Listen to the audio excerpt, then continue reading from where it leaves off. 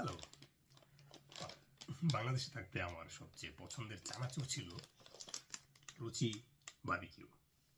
এটা আমি দক্ষিণ কোরিয়াতে কিনেছি, যদিও এটা পিওরলি বাংলাদেশি প্রোডাক্ট। এখানে আপনি হয়তো দেখতে পাবেন 50 টাকা মূল্য লেখা আছে।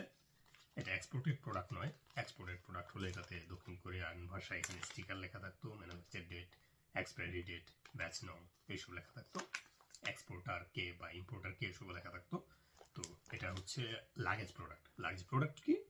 যেটা হচ্ছে বাংলাদেশ থেকে কেউ আসার সময় লাগেজে করে অনেকগুলো নিয়ে এসে এখানে যেসব ভিনদেশি দোকানগুলো আছে, বাংলাদেশিদের দোকান বা নেপালিদের, পাকিস্তানিদের, বিভিন্ন দেশের মানুষদের যে দোকানগুলো আছে ওগুলোতে একটা হাই প্রাইস বিক্রি করে দেয়, অথবা ওই দোকানের লোকজন অনেক লাগেজে করে আনায়।